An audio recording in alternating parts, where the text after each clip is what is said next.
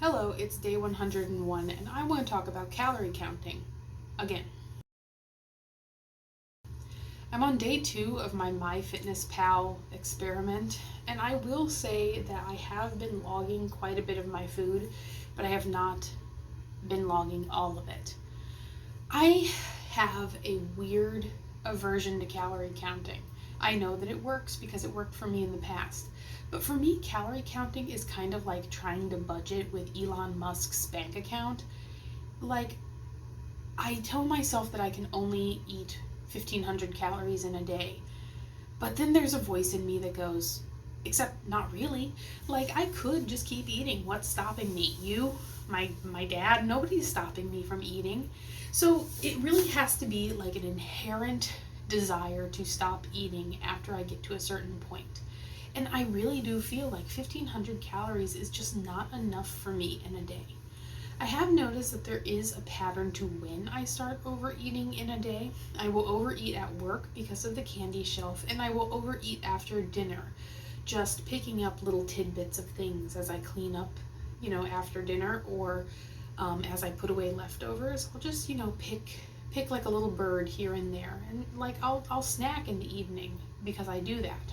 I have a very childish mentality when it comes to that. It's like the kids with the marshmallows. You've heard about that experiment. Like, don't touch the marshmallow now and I'll give you 2 marshmallows later. I don't have that.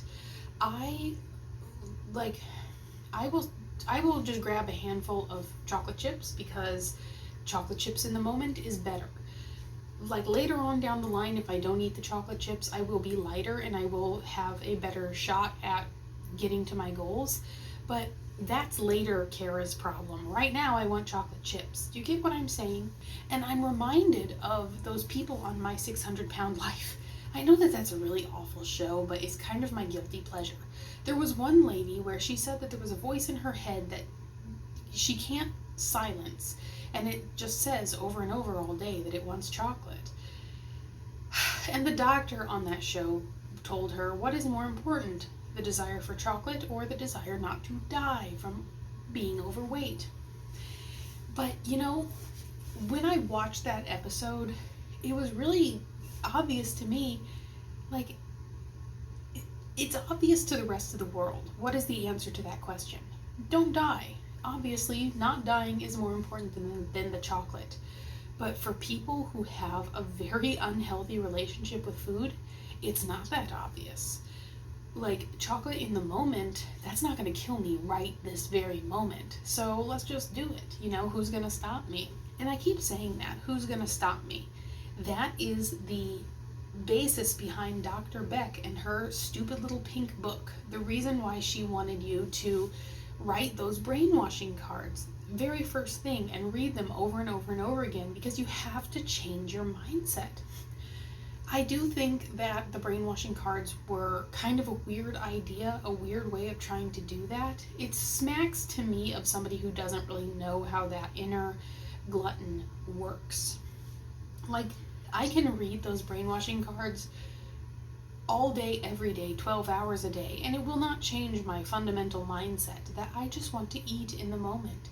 I could eat right now. There is nothing stopping me from eating right now except for the fact that I'm talking to you. I feel so restricted when I'm counting calories. I feel so deprived during the day, even when I try to do things in a way where I space out my food to the point where I don't really feel hunger. But I do overeat so much in a day. It's very unhealthy, and I know that. But in the moment, it's like a whole different person takes over. The decision between grab the food, put it in your mouth, that decision is not under my control. Not truly. I do know that it's not like, I'm not possessed, okay? Like, it is me doing that action. It's me making that decision and picking it up. But it feels in that moment as though I have no other choice. And until I can break that spell, until I can get past that, calorie counting is just not gonna work. It's just not. Even if I eat a normal amount, even if I eat very healthy food, very satiating food, by the end of the day, when I'm calorie counting, I feel ravenous. I feel like a wolf that just has to like eat all the sheep, and the sheep here being like marshmallows. And that is something that the intuitive eating people touched on. Like Dr. Beck is very much, she doesn't really tell you how you should diet, but the intuitive eating people do. And they say that any kind of restriction ultimately gives you that deprivation feeling to the point where you overeat simply because you feel as though you must. I think that that is what is at play with my mother. The reason why she has such an unhealthy relationship with food, because like I said many times, she did not have a lot of food growing up. So the fact that she feels the need to eat constantly, it's something that I think she passed down to me simply because there might not be the option to eat later.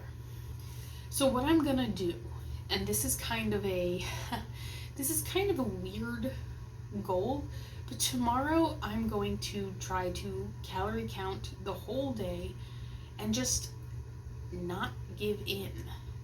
Saying things like that makes me feel like just such a weak-willed loser.